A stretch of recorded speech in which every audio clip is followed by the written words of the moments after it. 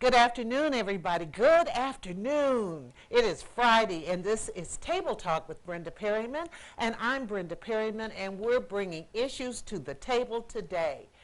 Our new website, if you have to get us on the web, is www.detroitcabletelevision.com.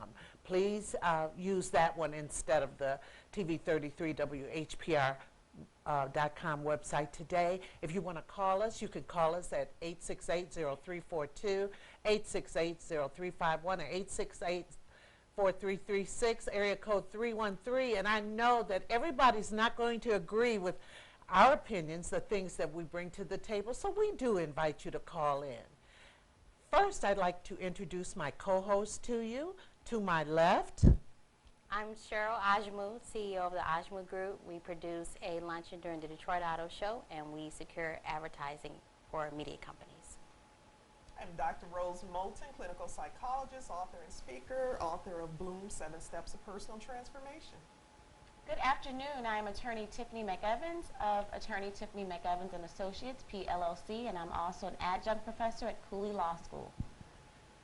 wow, you all bring it, don't you? So we have a lot of things going on here at the table today, and we have a lot of topics, but first, as is our tradition, I'm going to read What Happened on This Day in African American Life in Detroit by Ken Coleman, who will be on next week. He's one of our men of Table Talk. And on July 5th, 1963, Cynthia Scott, a 24-year-old black woman who had been described as a prostitute, is killed in an altercation with Theodore Spicer, a white police officer on the city's Lower East Side. Spicer stopped Scott and attempted to arrest her, assuming that she had robbed a client and had taken money from his wallet. He then will contend that not only did Scott resist arrest, but she started slashing him with a knife and then tried to flee. Well, he shot her twice in the back as she runs away. The shots slow her, but when he approaches her, he claims that she once again tried to slash him, so he ensued a fatal shot into her stomach. The shooting will be ruled by the Wayne County prosecutor as justifiable. The killing will set off passionate protests by African American leaders against the Detroit Police Department. Now, this was 1963, July 5th, almost 4 years to the day prior to the Detroit riot. So it was, and I just thought this was interesting in light of what's going on nationally with the Trayvon Martin trial. Also in 1977, Ryan Montgomery was born in Detroit. He was raised on the northwest side in Oak Park, and he is now the rapper Royce da 5'9", and he went to school, Oak Park High, with my kids. And of course, in 2010, one of our greats, Brazil Denard, joined the Ancestors. He was only 71 years old, and he had the Brazil Denard Singers. I mean, Ken, this book is just great. Ken has put so many great things in this book, things that you didn't know, or things that events that you did hear about and so forth, and he has great pictures too.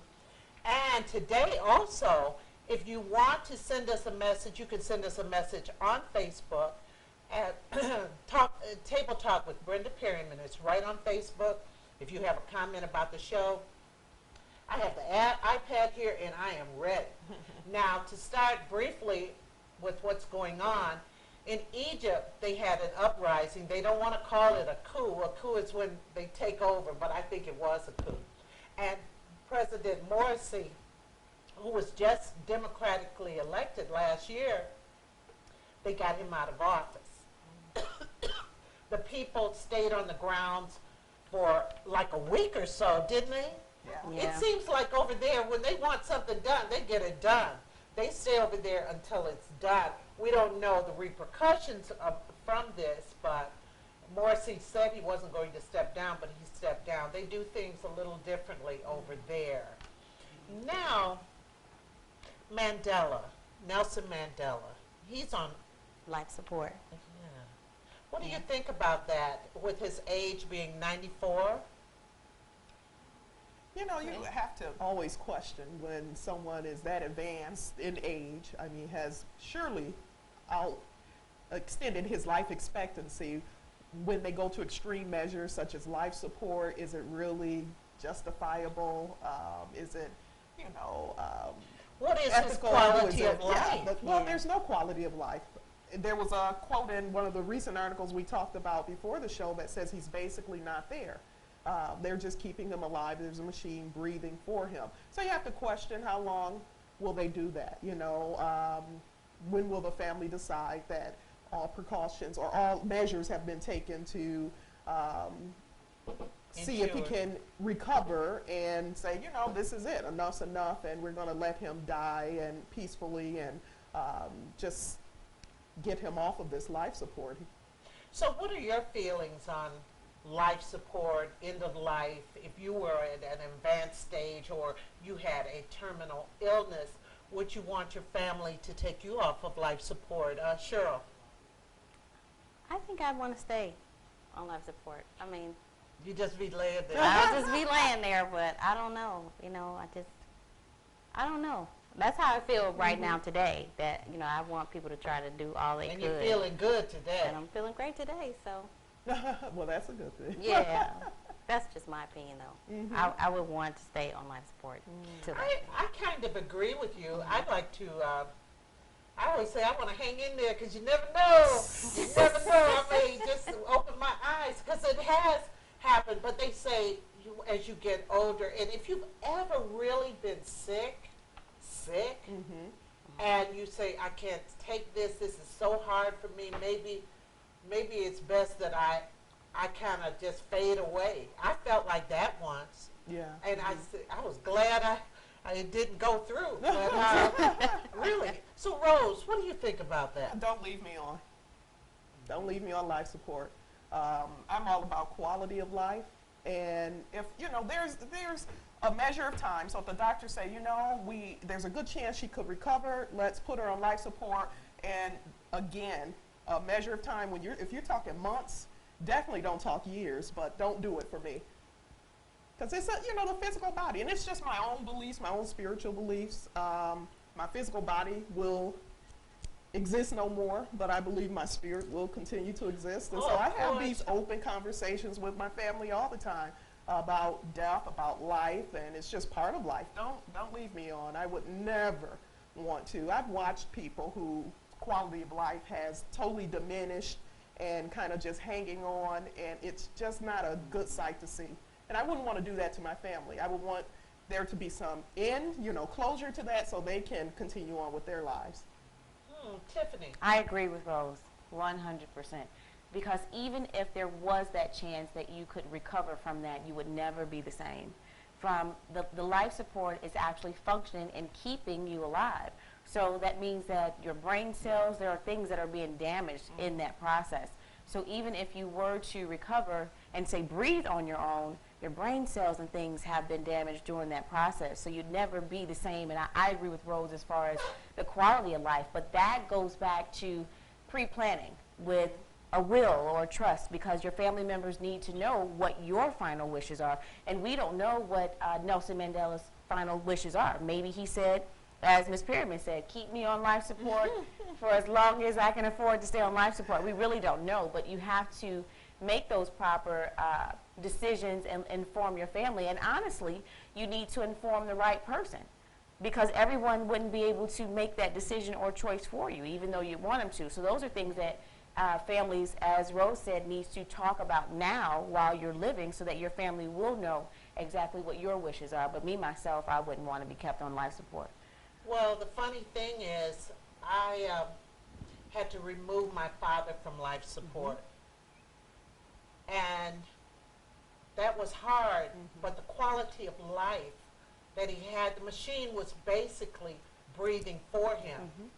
But I have had some issues with that, because once I removed him from life support, the doctor said, well, it'll only be a few hours, How long was it? 3 days. Okay. So I was at the hospital all of this time waiting for, any time I saw a doctor walk near the room, I said, oh gosh, he's going to tell me. And then when I finally went home that Friday, and that Friday night I went to the show. The next morning, early in the morning, they called me and they said he's taken a turn for the worse, which I know that's lingo for he's gone. Yeah, yeah. And it was very, very difficult, but my father had told me that he did not want to just lay there. See. And like Tiffany said, and you said, Rose, you have to let your family know something. You have to let somebody know something about that. Well, we have it on film now, all of us. Right. Oh, yeah. So it's documented. It's documented now. Oh, yes, it is. It is. It's documented. That's only if we're of sound mind. And after Oh. the 4th of July, I'm not sure. I know. Did they do 4th of July etiquette at your house? They did. They did. My sister had joked, I should have brought my dogs. And I said, you didn't see last week. But another thing with the Mandela family is the fact that they're doing, family has started a little bit of arguing now on different things. His 3 children who had passed before he had died, they were taken out of their original burial site and taken by the senior, well, I guess the person who's next in line in the tribe, and sent to another burial site in 2011. Now they've had a court thing to move them back. Here we're going already. They're already dealing with this already, so it's a lot of stuff going on with the Mandela situation. Yeah. Now, speaking of situations, speaking of things going on, we are dealing with the Trayvon Martin trial. Cheryl, would you please talk to us about that? Well, if you've been following the case, you know that within the last week we've had a lot of testimony from George Zimmerman's professor. Today the coroner testified, and then Trayvon's brother as well as his mother testified. Something that came out with the professor's testimony is that George Zimmerman was aware of the Stand Your Ground law. In fact, he was an A student from that class. He'd actually taken a couple of legal kind of classes, so that is a little contradictory, and there's, you know, more inconsistencies that they're finding with his testimony through the television interview that he did, where he stated that he was not aware of it. He was not aware of it. So. Well, what did the mother say? Well, how was it? Describe her testimony, please. I didn't see all of her testimony. They had her identify a button that Trayvon was wearing.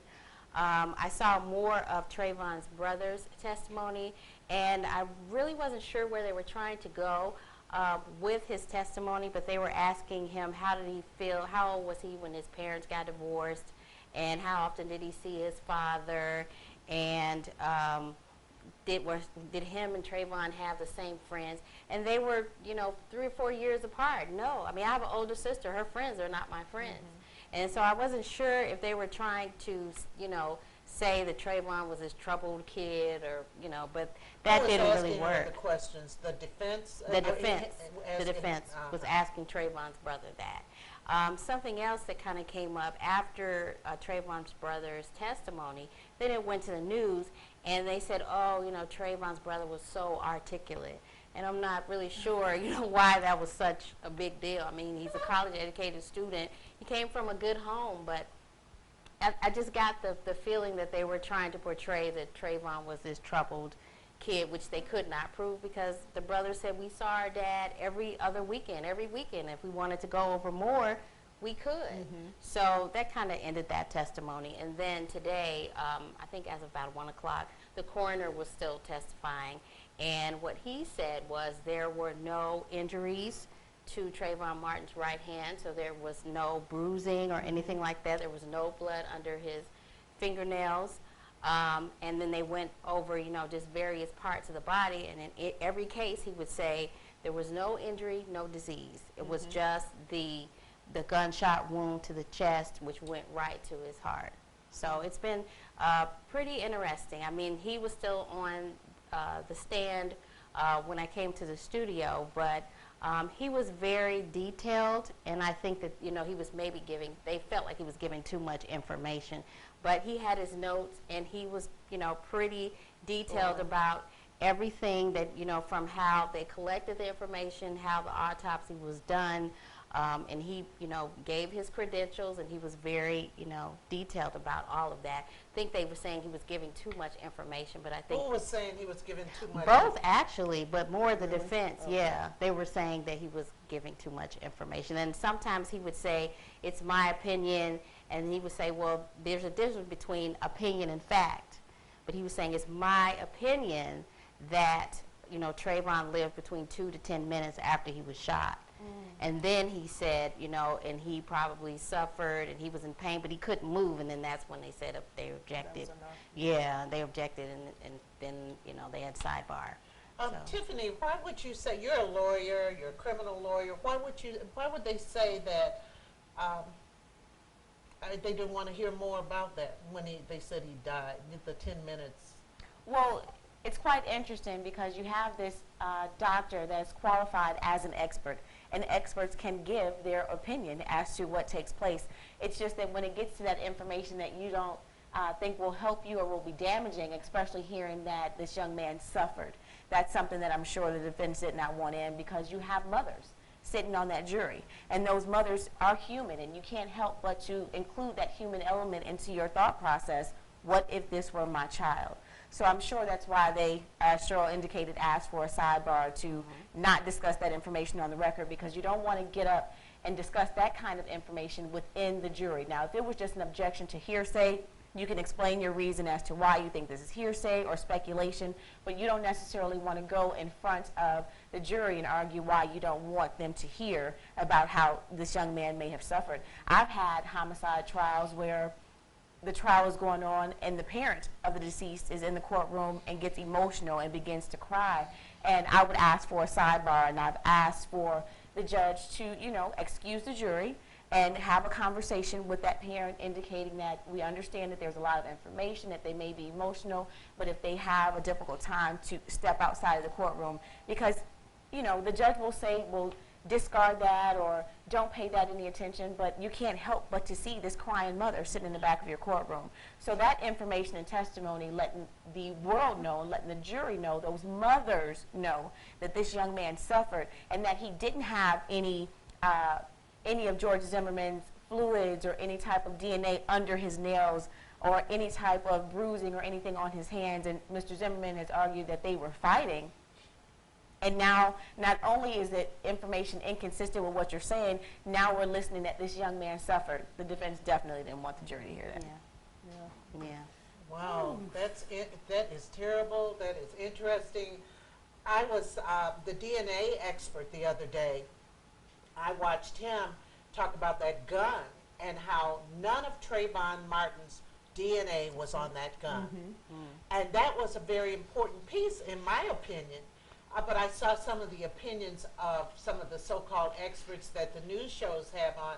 Some said it was important, some said it wasn't important. Why wouldn't it be important? It is important because you don't always leave fingerprints on everything, and that's one of the things I have to explain to a jury. We live in the day and age of CSI and all these crime shows where it's DNA and your fingerprints are here. You don't necessarily leave fingerprints on everything, and most times in Wayne County specifically, they don't even test the weapons for fingerprints because a lot of times those impressions are just not there. So the fact that Trayvon Martin's fingerprints were not on the gun doesn't necessarily mean that they didn't struggle. And as a defense attorney, of course, that information, I would discredit that information because you clearly, and they did ask the DNA expert as to what type of impressions can be made. You don't always leave an impression on everything that you touch. So just because his fingerprints were not on the weapon, that doesn't necessarily mean that there wasn't a struggle and that he didn't touch it. It just didn't leave an impression. Really? Yes. Well, why didn't they didn't bring that out? They did not bring that out. Well, I thought that, too, the mother, they said that the mother said that that was Trayvon's screams on the 911 call. Don't you think, are they taking that seriously? Are they taking that? George Zimmerman, of course, says it was his scream. What's happening? Has the voice expert testified yet? Well, they're not going to allow so much of that. They're not going to allow that. Well, from my understanding, there was a voice expert that testified. I believe it was at the bond hearing. It was a previous hearing, and he said because it was a scream and not talking, he couldn't say with certainty that it was either Zimmerman or it was Trayvon Martin. But you know, a mother may know her child scream, but we're going to have that inconsistency where Zimmerman says it was him, the prosecutor puts on people that says that it was Trayvon, and that's for the jury to decide. It's very important, and you know, one of the most important parts of any jury trial are the jurors. And I would love to be in the courtroom to see how they respond and how they react to different testimony that's being provided, because during the commentary on CNN, there are a couple of individuals that were being interviewed that are actually in the courtroom, and they were saying that they are being very, very attentive and taking good notes and paying attention to a lot of the information that is being brought forward through the testimony. So in your experience, you've had to read a jury a little bit, right? Definitely. So what do you think with the jury that's paying that close attention and everything like that? Can you give us any insight into juries? One of the most important part of any jury trial is jury selection. You have a lot of times during the jury selection and what we call voir dire, where you question the jury. There's a lot of information that comes out if you ask the right questions. A lot of times when I start out my voir dire questions, I'll ask the jury, have you ever been driving down the street and you've seen a police officer with an individual pulled over and their hands are on the back of the hood, and the first thing you think to yourself is, I wonder what he didn't do. You don't. No. The first thing you think about is, I wonder what he did. So you have to get those jurors that are paying attention, but you also have to be aware that during that jury voir dire, that questioning, you have a lot of individuals that will say and do things because they don't want to be there. And they'll let you know, well, I have a police officer that's a friend, or I know a judge, and you know those individuals and you don't want them there. You have overzealous jurors as well, who I've asked the question, my client is sitting here at the defense table and he has a constitutional right not to testify. If he chooses not to testify, is there anyone that would, you know, have any ill will about that, or think that he has something to hide? And you'll get a couple that'll raise their hand. And I've had an individual tell me, well, why not? If he didn't do anything, why won't he get on the stand and say I didn't do it? So yes, I will have a difficult time putting that to the side if your client chooses not to testify. So your body language, everything matters. These trials are long. You want to approach the bench and ask the judge for a sidebar when you see them dozing off, especially after lunch, because they're not paying attention anymore. And it may be that critical piece of information that you really want them to pay attention to, but even if it's one juror that's going to sleep, that may be that one juror that makes it the deciding vote. Because with a criminal trial, it has to be all or none. All it takes for the defense is one person to say not guilty. Now, Rose, they say that George Zimmerman looks like he gained 100 pounds, and we went through this last week, but why don't you kind of review what kind of drugs he might be on? And ladies and gentlemen, if you want to go to our Table Talk with Brenda Perryman page, I have the iPad right here. We can read your comments anytime, too. And you know, this is purely speculation because we don't know if he's on medication, not on medication, or what the deal is, because it's all confidential. But you know, as a psychologist, we do know that it's typical for individuals, if they start psychotropic drugs, be it antidepressants, which he may be on, or anti-anxiety meds, that they definitely, one of the side effects is weight gain. And typically not to the extent of weight that he's gained, because if you look at him, and who knows, but it looks like he's gained anywhere from about 60 to 80 pounds. I mean, it's significant weight gain he's had. So it's possible he could be taking some medications. It's possible he's depressed. I mean, regardless of what your opinion is on what he did, what he didn't do, is he innocent, is he guilty?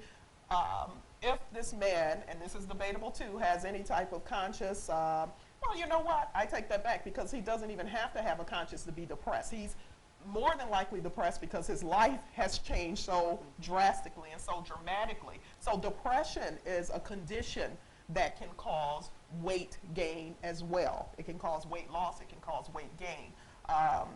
Just based on a lot of the stories, it sounds like prior to this incident, he was very, he had a vigilante style about himself, in feeling that he was responsible for pursuing and really Making sure the monitoring neighborhood was this safe. neighborhood, Yeah. making sure it was safe. And oftentimes that can be almost a symptom of mania that he Right. has, with is a mood disorder as well. Having this manic, this about I have to do this, and being very just forthright in his belief that he had a right to And it pursue was his Trayvon. job. It was Yeah. his job. It was his they job. say he was a wannabe cop because he was basically a volunteer, right? Yeah. He Yes, was a volunteer, neighborhood as watch. they say. He was a volunteer. So if he had this very manic, and again, all this is speculation, but just manic quality about himself, and if there's a possibility of a history of bipolar disorder, it's very possible that now he's in a phase of depression.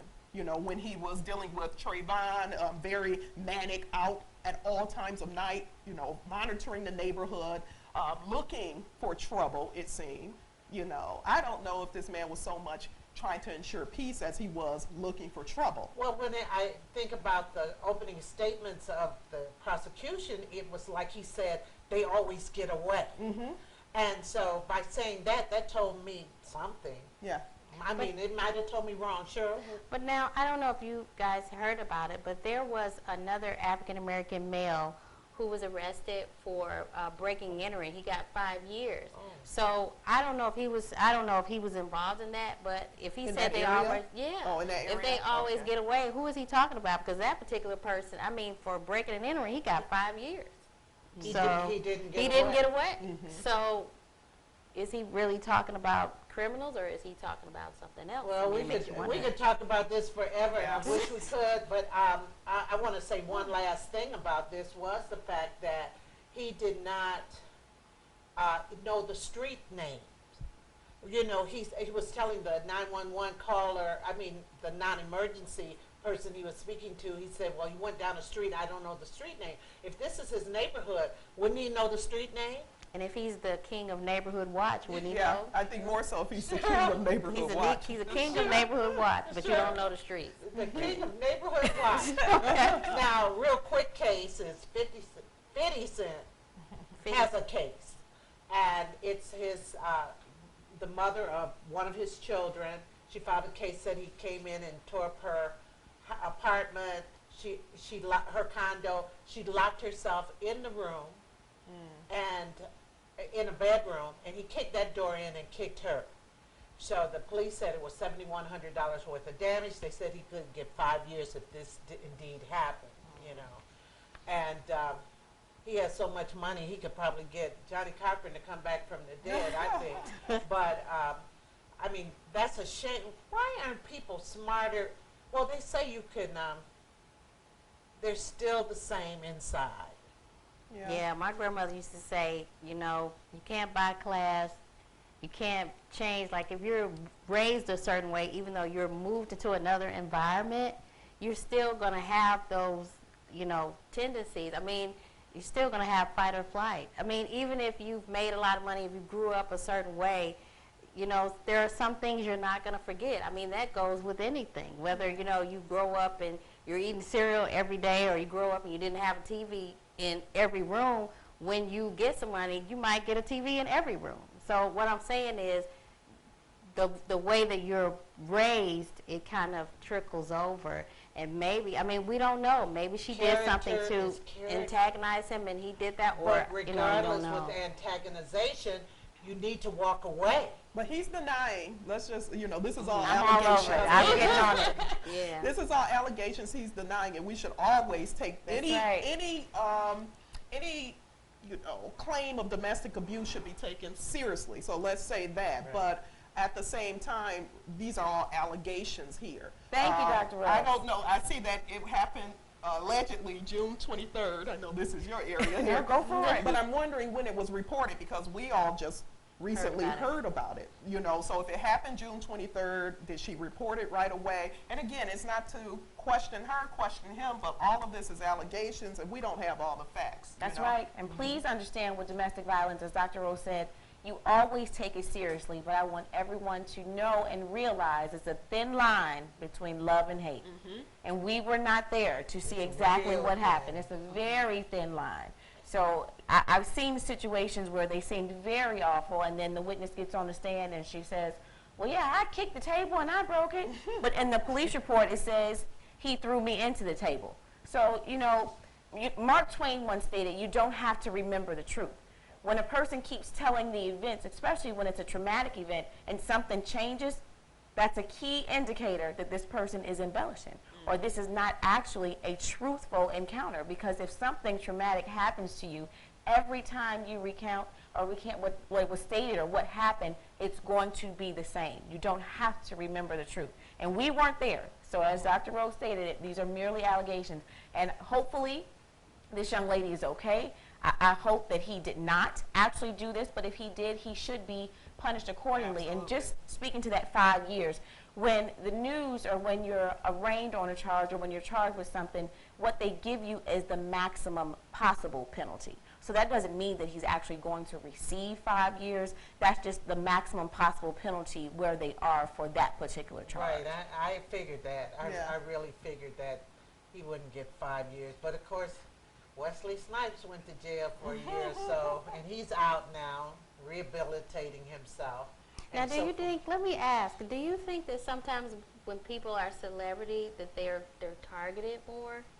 Do you think that, or maybe it just seems to be more highlighted when they're a celebrity and things like that happen? Definitely. If he was not 50 Cent, you would know about it. Yeah.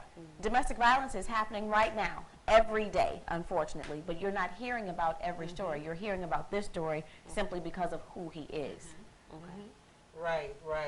And he hasn't really, correct me if I'm wrong, but over the years, I don't remember him being in a lot of situations or any that Comes to mind where he's been accused of, it sounds like his behavior over the years has been pretty stellar. It's garnered him, you know, endorsements with some huge companies Right. that actually Right. he's made more money off of his endorsements than he did off his rapping career. But again, not to say he's not guilty of this, but we can't say that he is guilty of this as well. Well, like Tiffany says, who are we to judge?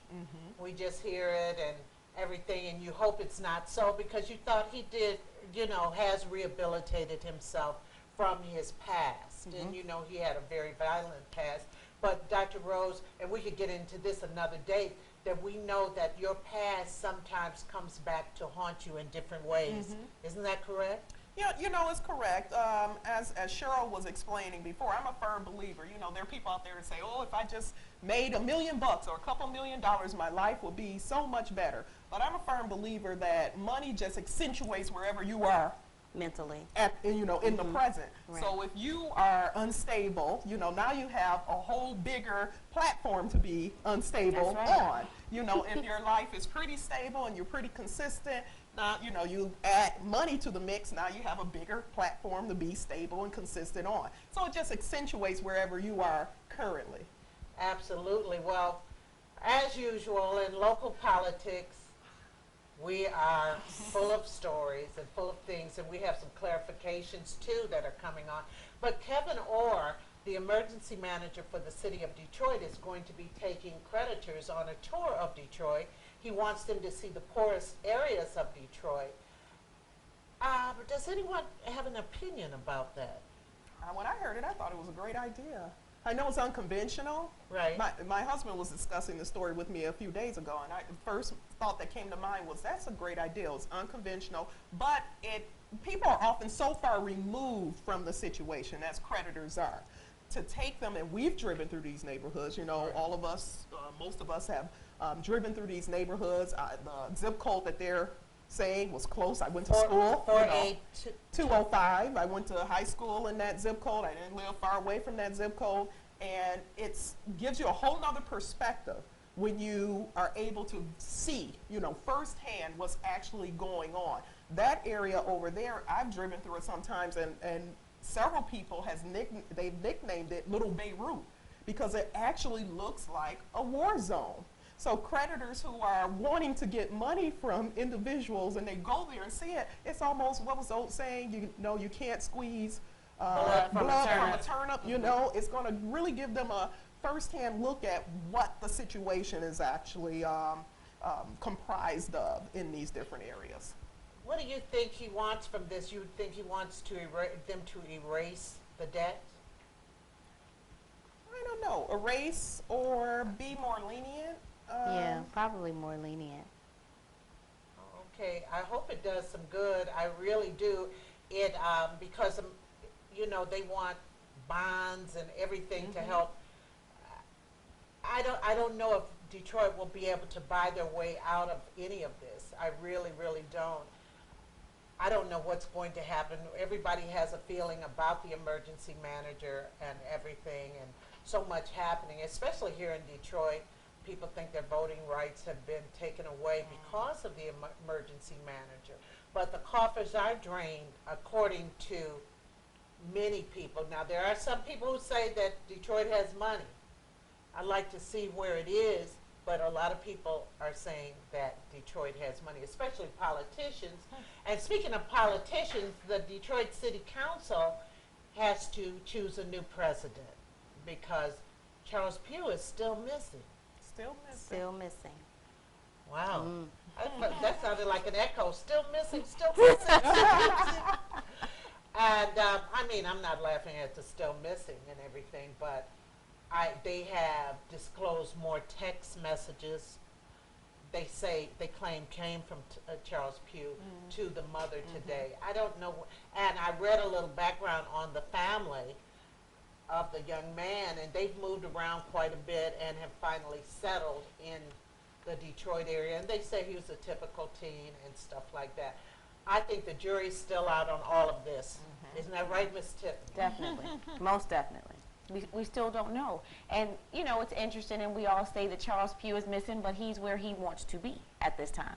So just because he's not on Channel 2 and Channel 7 conducting interviews, he's in the confines of four walls of where it is that he chooses to be right now until all of this is sorted out. As I indicated during our last show, if I were his defense attorney, I would want him to be where he is right now. He doesn't need to be making any statements because those statements will come back to haunt you.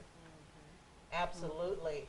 And in more politics, you know that there is a write-in campaign for Mr. Michael Duggan. And Tom Barrow, he has implored Janice Winfrey to not let him get on the list. But Attorney Tiffany McEvans has some clarification on this write-in vote situation, right? Yes.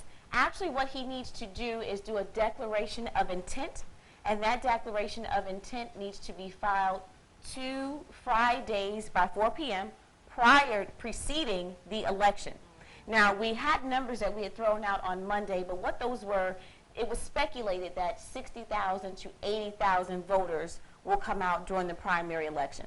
And they indicated that in order for Mr. Duggan to be successful, he needs to be within 25% of the vote. And that's where it came to that 15,000 to 20,000. They're saying that he needs anywhere from 15,000 to 20,000 votes to be in the top 2, because as we all know from the primary election, the top 2 candidates will move on to the actual general election after the primaries. But what he has to do in order to be his votes to actually count is do the declaration of intent to be a write-in candidate. Now, as we stated before, you can write Mickey Mouse in, but if you don't do the declaration of intent 2 Fridays by 4 p.m. preceding the election, then your vote will not be counted. Those votes won't be counted. So I'm sure that they've crossed all T's and dotted all I's this time so that those votes will be able to be counted. And it's funny, yesterday I was out and I ran into a city employee who claims that he cannot be on the ballot. You know, it's almost like folk tales that go around. I'm sure that his people have checked thus far to see. But you know, Tom Barrow was on television today, and on radio today, and he kept on talking about this, and he wondered, where were the other candidates on this? Why aren't the other candidates talking about this? And that was interesting, and that was truthful. Why aren't the other candidates saying anything about this? I think that, I would rather hear the candidates talk about their platforms right now. And we're not getting a lot of that. We're not getting people Any of really it. talking about their platforms. And Right.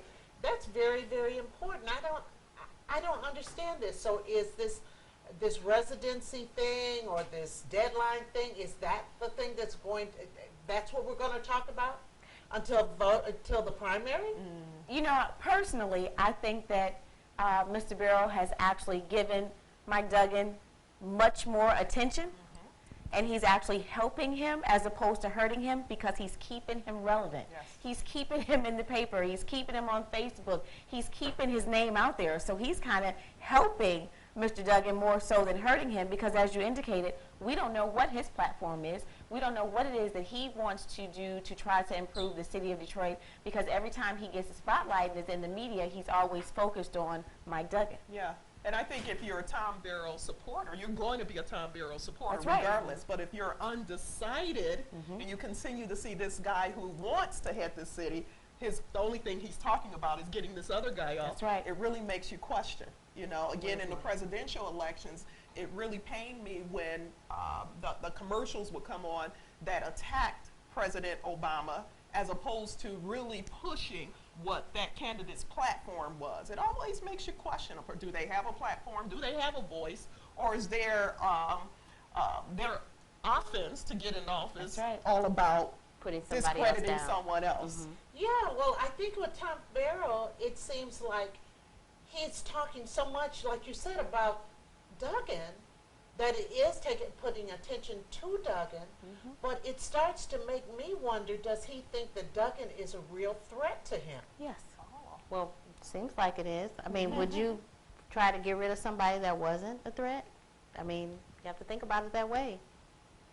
If you're not a threat, then I'm not going to care about what you're doing. But if you are, then I'm going to be doing everything I can to shut you down. That's what it sounds like to me. It's like Survivor. Get rid of You get get rid of the the strongest competition. one. That's right. Right. Wow, and I've been hearing a lot, and Benny Napoleon, I haven't heard anything from him. Any of them. From Yeah, any of them. From any of them. I think we were talking, I don't know if it was Monday on the show or before the show, we haven't, billboards, you know, I haven't seen billboards, I'm not seeing commercials, I'm not seeing any type of advertisement. We're talking about the primaries is what, a month away? In You August. know, in August, Yeah. first week of August. And you're not seeing too much, even on social media, because I subscribe to everyone's page because I want to just see, you know, what's out there. And you're not even seeing a big push with social media, which we know is a great place to go and really push your agenda and platform. Well, what gets me is they're going around on all these shows and not really, and everybody, though it seems like a lot of people are watching these shows and everything, the masses aren't necessarily That's right. watching those shows. And it seems like you would get some commercials out or something. I'm not seeing anything, Or and that even- makes me really wonder about what's important, or do they really want to be a candidate, or whatever? Do they have money for this candidacy? I hate to bring Yeah. the M word up, about but the same do they have money? Yeah, because it takes money. It does a lot. But there of are a lot of things that you can do that don't necessarily require money. Get out into the community and have Absolutely. some time and speak with your community. Send out flyers and say, meet me at Hadley Park or meet me wherever so that I can express to you what it is that I want to do for the city. It doesn't cost money. Wow. I don't know what to say. The saga continues, everybody. The saga does continue. Also, Detroit Public Schools is trying to halt the enrollment dip because they've had quite an enrollment dip by adding pre-K classes, which is like preschool. Okay, I'm an educator, that a lot of people know that. And I heard, what's his name? Who's the emergency? Oh, Roy Roberts, the emergency manager, on the radio last week talking about in some of the grade school classes, they're going from 33 students to 35 in grade school.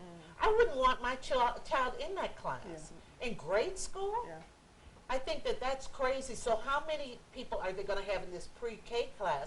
Well, what they're doing, they will operate 215 pre-K classrooms at 70 schools with a capacity for 3,530 students, up from about 31 students last year. The program is part of a 5-year strategic plan to halt the enrollment slide. But as I said last week, if they're going to be just adding kids, that doesn't mean quality is Yeah, there. It's absolutely. quantity, but Right. not necessarily quality. Yeah. I think about it. That's crazy. What's the goal? That's the question you have to ask. Is it, like we say, to stop the enrollment dip, but is the primary goal to educate these children? The primary goal to get more funds into the school? Because you talk about stopping the enrollment dip. Okay, we can all understand that, but we're not just talking numbers here. We're talking about kids. We're talking about lives. We're talking about, you know, education.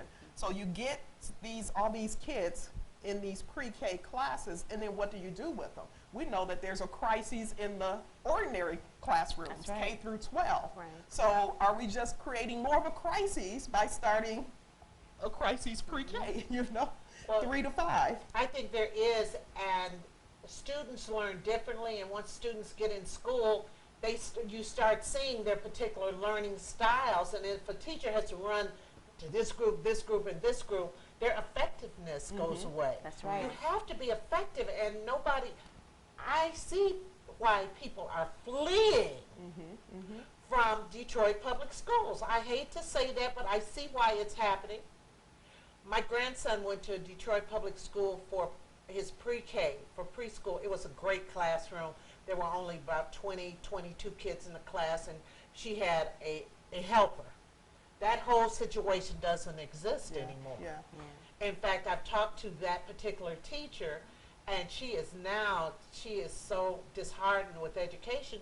She's thinking of getting out of education because they're not allowing you to do your best. That's right.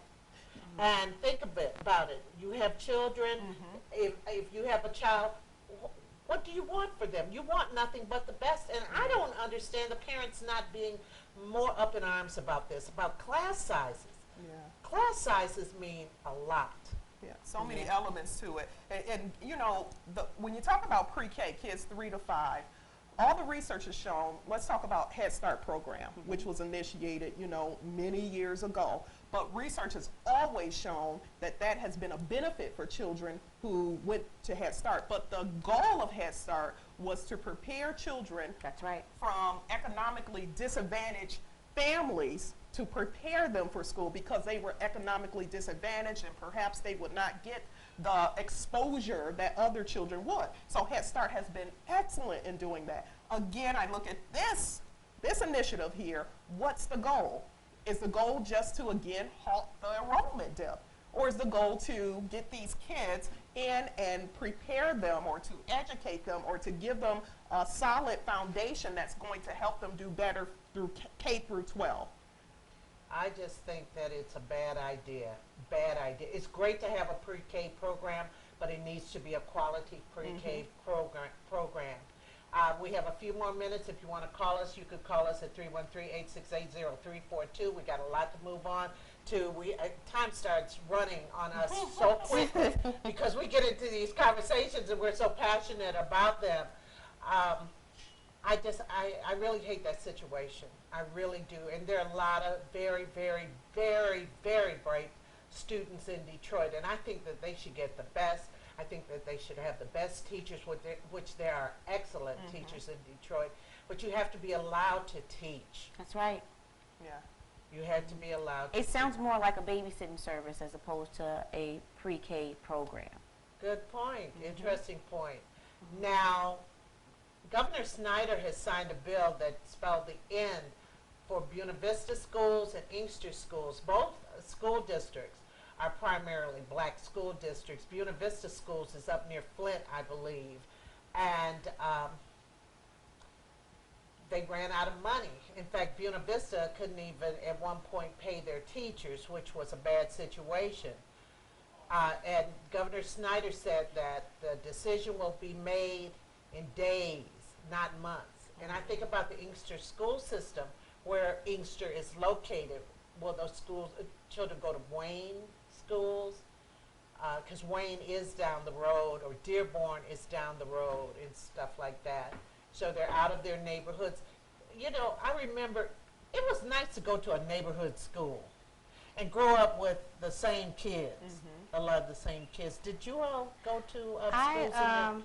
For high school, I went to neighborhood school, but for junior high, I was bused for 7th and 8th grade, and it was a primarily it was not an African American school.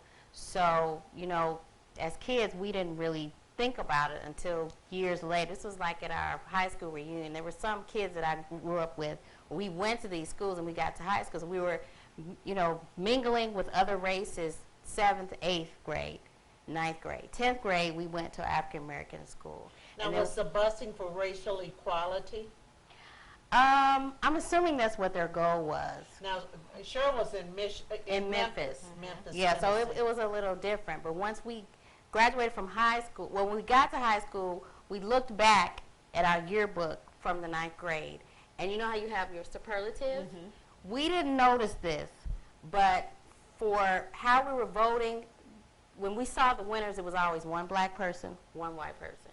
And we were looking at that. Now, we were like 17, 18 then. We were just going through saying, whatever happened to this person? And they were like, hey, wait a minute. Why is it for the superlatives we got one white person, one black person? So we were trying to go back in our mind and say, were we, like, did they have black people on one side and the white people? Except for most humorous, and it was 2 black people. And I'm just going to leave that alone. But, I mean, it's true. I mean, we looked at that, and I think that, having us go to a school where there were different, where we were mixed, I think it helped. So that even though, when you got to high school, it was all African American kids, but I think that when I got to college, I was able to, I felt comfortable, being around different people. And so I think it's a good thing to, have kids go and have different experiences, because it's not all bad, but then there were situations that came up, kids are going to be kids, but I think all in all, I think it's good to do that, not knocking neighborhood schools, because I had both of them, and I liked both. Where'd you go, Rose? I had a neighborhood school. Just coincidentally, I was having this conversation last week about how pleased I am that my children now are in a neighborhood school, because I compared my neighborhood school experience for elementary school. And it was great because you could walk to school. My children now ride their bikes to school. They have friends in the neighborhood. There's a community sense about it.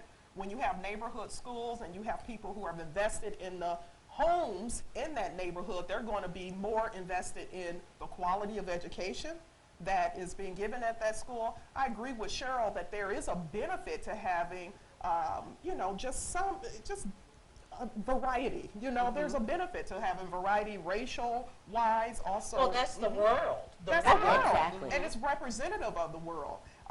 Middle school, I went to, this was real big when I was in middle school, magnet. In the late 80s, I went to a magnet school where my mom had to spend the night outside to get me in the school, and it was very diverse, extremely diverse. Then for high school, I went to a very heavily populated African-American high school. But What school was that? Osborne High School, in that 205 area code that Aura is going to be taking people through. But my experience in just having some diversity, it makes you more confident in going out into the world. But, neighborhood schools are great depending on the neighborhood. Let's just say that. Because we talk about some of these neighborhoods that he'll be taking individuals on a tour with. I wouldn't want my children in these neighborhood schools where they have to walk down blocks or neighborhoods that people have named Little Beirut, so to speak, because that these schools are not being serviced as some of the other schools in other regions and areas in the metropolitan Detroit area. Well, Tiffany, I know you went to school with a lot of the same people all your life. That is correct. I went to neighborhood schools as well, and as you indicated, a lot of us grew up together, and we still keep in touch with each other, and we were diverse. We have friends now that we still keep in contact with. We have a group on Facebook with the individuals we graduated together with, and it did make a difference because, as you indicated, it's representative of the world. Well, we have some news. Let's get into some good news. We have Kerry Washington from Scandal fame. She got married to a football player. Yeah, handsome guy. Yeah, handsome guy. He looked a little short, but he was handsome. And not only that, they said that he does a lot of community service, just like She does, and what I admire was the fact she kept it out of Yes. the papers. Yeah. She went, they had been dating for a year. And then when they got married a week or so ago, they got married in some obtuse state of Utah. Utah. Wow. Thank you, Michelle. Oh, by the way, I want to say hello to our guests in the studio, London, Dallas, and Larry.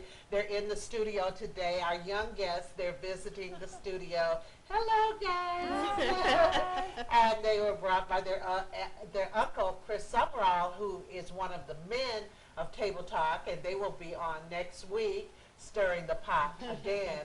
But I did want to mention Kerry Washington. I thought that was a piece of good news for her. Absolutely. And anything good happening this weekend, ladies? I don't know. I think we'll all be recovering from 4th of July. Yeah. Yeah. Especially those that hosted events. I know you host every year. No, well, I didn't. Oh, I you didn't host no, this year? no. Oh, The last wow. 2 years I haven't. Next year is the big blowout. Okay. Okay. Next year you're The going. tent and all of this. Okay. You're just going to have to bring your people over to me. And stuff. So everybody, we thank you for watching, and I was happy. I saw Tim, I think his name was, yesterday, who watched our show and really loved our show and everything. So I'm excited about that. You're going to be hearing more and more about Table Talk and my lady co-host and my male co-host. I'm so excited about this show because we're trying to stir the pot here. We're trying to bring you something different that's not happening in Detroit, excuse me. I have a little frog in my throat. That's not happening anywhere in Detroit but here at TV 33. A reminder, tomorrow is R.J. Watkins' birthday party, 4 to 9 p.m. If you want to be a vendor, please call the station or call Miss Theo. You can call the station at 313-868-6612. If you want to get us on the internet now, you have to get us on www.detroitcabletelevision.com. So this is Brenda Perryman. I'd like to thank Cheryl. I'd like to thank Rose. And of course, Miss Tiffany You're very welcome. for being here today. And you'll see them back again in about 2-3 weeks. And I will see you next Friday morning for the Brenda Perryman Show. It's going to be an excellent one. Talk to you then.